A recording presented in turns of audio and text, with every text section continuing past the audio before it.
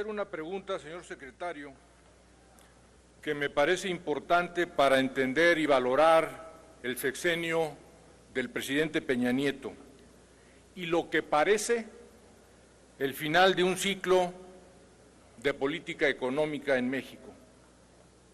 La pregunta ¿es este el sexenio que destruyó a la clase media mexicana? Oiga usted algunas cifras en materia salarial, en materia de polarización del ingreso, productividad y las cifras de la tasa de mortandad de las empresas. Sí, dije mortandad. ¿Sabe usted que el 65% de las empresas mexicanas no sobreviven más de 5 años a partir de su creación?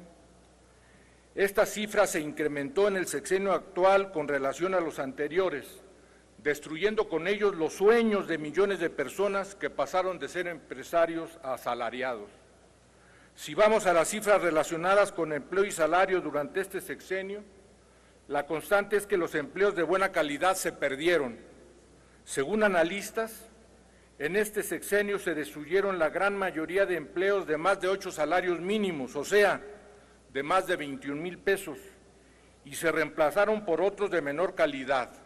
Por ejemplo, al cuarto trimestre del 2005, el 11% de los trabajadores ganaban más de 5 salarios mínimos, pero al cuarto trimestre del 2017, esta cifra se redujo al 4.6, es decir, de 4,700,000 pasaron a ser menos de 2,5 millones en 2 años. Cada vez hay más personas que ganan menos y menos que ganan más, y así se destruyó el ingreso típico de la clase media que se ubica entre los 50 y los 25,000 pesos mensuales. A la campaña de lo bueno cuenta y cuenta mucho, aparecieron cientos de artículos y estudios de analistas e instituciones serias que valoraron que ciertamente en la administración actual se crearon más de 4 millones de empleos, pero la masa salarial medida por el Banco de México va en declive y nuestros socios comerciales en el TLC no quieren tener un socio que compita a base de bajar salarios sistemáticamente.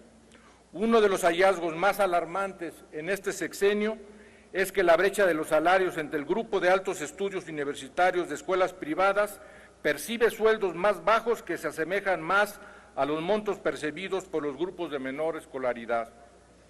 Tradicionalmente, los migrantes que vuelven al país se insertaban en la clase media con mejores sueldos. A partir del 2015, la población de retorno perdió esta ventaja y por primera vez no les es fácil conseguir empleo y obtienen sueldos menores a la población que se mantuvo en el país. Por eso la pregunta, señor secretario, ¿en este sexenio se achicó a la clase media? Para los legisladores del grupo parlamentario del PRD sería muy interesante escuchar su opinión sobre la propuesta de campaña del presidente electo de reducir en la franja fronteriza del norte el impuesto al valor agregado, y el impuesto al IVA. Son 104,000 millones de pesos que se tendrán que descontar de los ingresos fiscales, más 46,000 de la condonación del pago de energía eléctrica en el sur. Estamos hablando, señor secretario, de un boquete de casi 200,000 millones de pesos. Es decir, el aumento anunciado por el subsecretario Esquivel de 2.3%, 360,000 millones de pesos, prácticamente se reducirá en 60,000 si se mantiene este compromiso de reducir el IVA, el ICR y la condonación del pago adeudado en energía eléctrica. Gracias, señor secretario. Para dar respuesta tiene la palabra el ciudadano José Antonio González Anaya, secretario de Hacienda y Crédito Público, hasta por 3 minutos. Señor presidente. Adelante.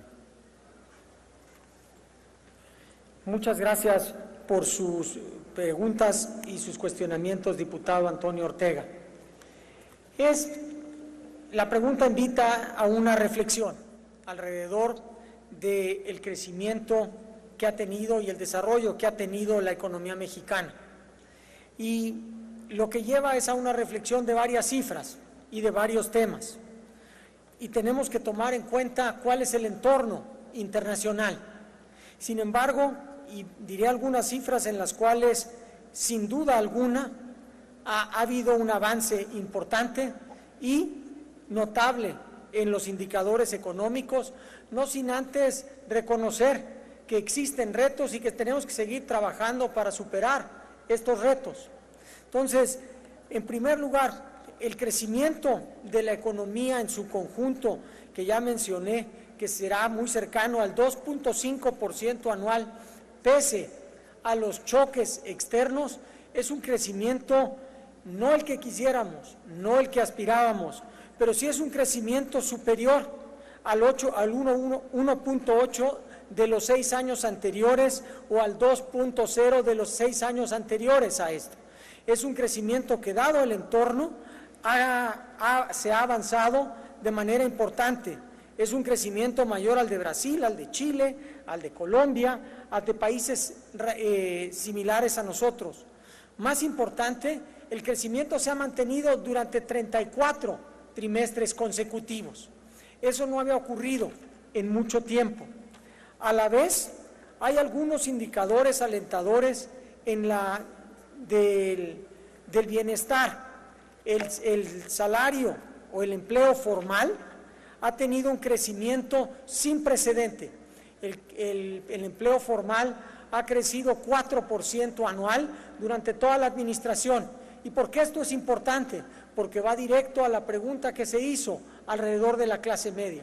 Una persona que tiene un empleo formal, que está asegurada en el seguro social, tiene acceso a una pensión, tiene acceso a salud, tiene acceso a un seguro de accidentes de trabajo, tiene acceso a servicios que en muchos casos son fundamentales, como son las guarderías. Este incremento de 3.8 millones de trabajadores al seguro social nos permiten ver de manera alentadora que los salarios se van recuperando. Y hay algunos otros datos importantes. Mencioné la caída en la pobreza extrema de 9.8% a 7.6%. Los índices de carencias de educación se han también disminuido de 19 a 17%. En salud, de 21 a 15%.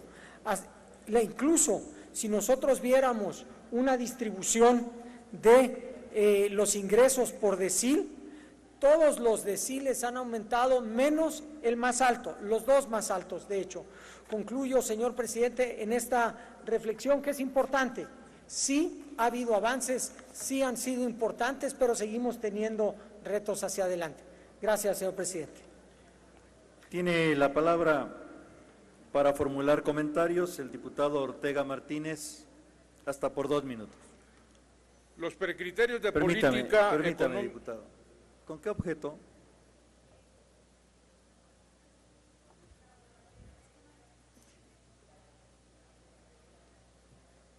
Permítame. Sonido a la curul de la diputada Valeria, sí. Señor secretario. ¿Para qué hechos? Para hechos. El señor secretario en ningún momento… Permítame. Sí. Estamos en el orden de las intervenciones. Sus consideraciones las tomaremos al término, si me permite, por favor, para respetar el turno del orador. Gracias. Adelante, diputado. Señor secretario, los precriterios de política económica delineados en el primer trimestre del 2018 muestran una realidad de país en donde el cumplimiento de las promesas de campaña del gobierno entrante se convierten en un verdadero desafío. ¿Cuál es, señor secretario, la contradicción principal que usted ha identificado entre los equipos de transición del gobierno saliente y el entrante? Usted está en la mesa, pues es parte de los responsables de integrar el paquete económico para el 2019. ¿Acaso, secretario, la declaración de recibir un país en bancarrota exhibe las contradicciones entre los dos equipos? Sé que no me contestará a mí, pero tiene otras oportunidades frente a los otros oradores y ojalá pueda responder esta pregunta. Gracias, secretario. Gracias, diputado.